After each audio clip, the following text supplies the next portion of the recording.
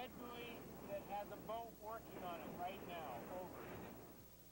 Race officials have decided to move the course. They're actually moving buoys, making it a smaller course, getting out of the treacherous area of the lake.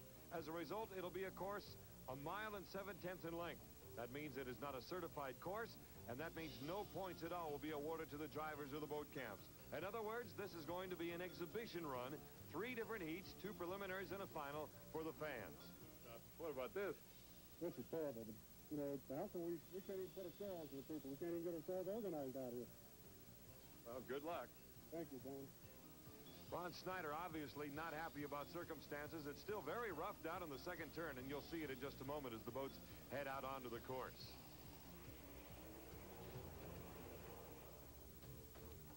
So here are the 4 drivers that will get their first look at Onondaga Lake close up on this windy Sunday. As you saw, Jerry Hopp, also Ron Snyder, not too happy about taking the wholesome Miss Madison out on the lake today. Todd Yarling with a new sponsor here in 1987 in Syracuse, Quick Fill Thriller. And finally out of Seattle, Scott Pierce and the turbine-powered Mr. Pringles.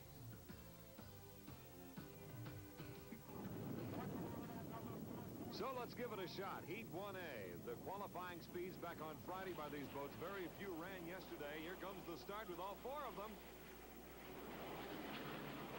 What a beautiful setting with the sun beginning to set. Syracuse, the city skyline in the background, and all 4 boats coming down this now very, very short straightaway. 1.7-mile course, not certified. The start-finish line is actually in a yacht now that's been moved halfway down the front straightaway. So like I say, this is back in the Stone Ages, but we want to give the folks here on the shores of Onondaga Lake a show, and they're getting a good one as all 4 go around the back shooter now down the back straightaway.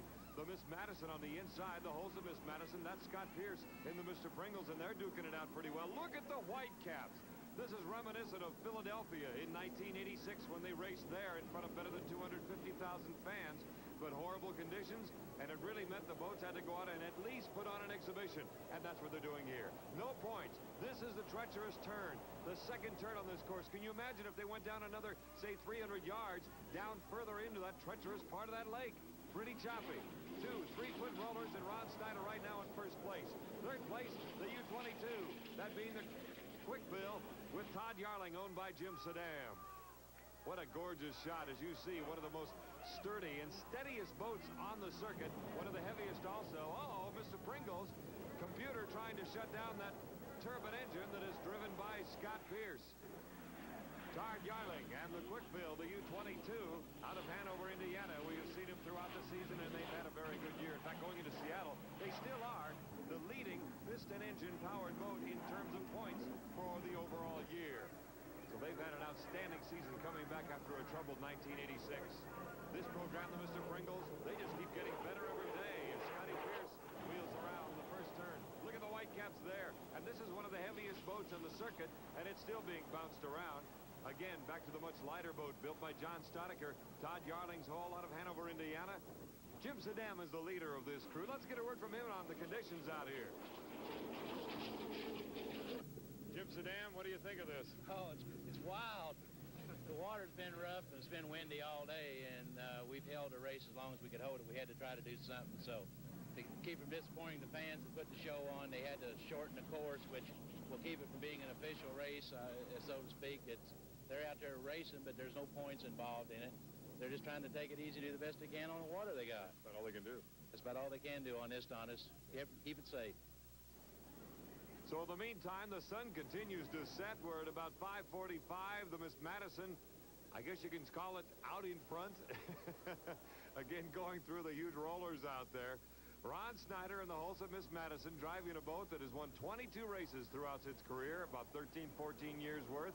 The only other boat to win more, the Miss Budweiser, that was retired a couple of years ago with 24 victories. Ron Snyder out of Piqua, Ohio, and Todd Yarling in second place as he comes down the main straightaway as well. An estimated crowd of about 30 to 35,000 on hand when our racing day began.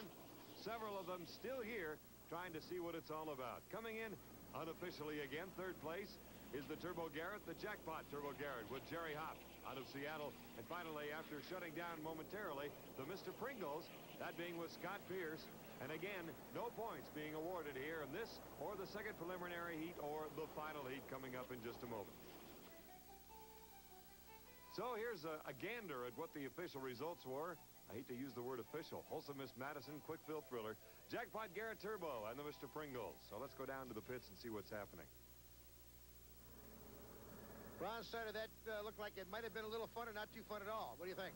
Well, you know, it's never any fun when you got to put on a race like that, and you know, without everybody else getting their foot in it, we had to run harder. I was just getting you know what, knocked out of me out there, and we're not set up to run slow, so I ran as hard as I had to.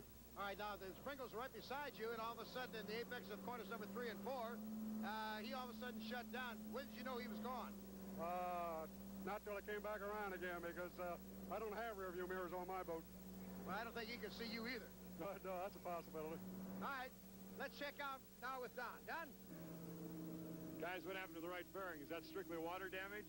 Yeah, that's how big the holes are. The water came up over the top of the boat and washed that off of there. Don, I'm not kidding. It's, you know, at least 5-foot holes out there. Give us some idea of what kind of speed you're actually hitting out there. Well, in the chutes, I could run fairly fast. I mean, I ran probably 145 or so, which for here, I think today is, yeah, it's pretty fast. I didn't really have any problem. I set the boat up as loose as I possibly could to try to get over it, but the rollers are running parallel to the corners, and there's nothing I can do for setting the boat up, but just fall into them. And, you know, we had an overspeed shutdown, and I was happy for it, to tell you the truth. Bill, that's your baby out there getting beat up. Yeah, I don't like to see it get beat up, but we're here to boat race, so that's what we're going to do.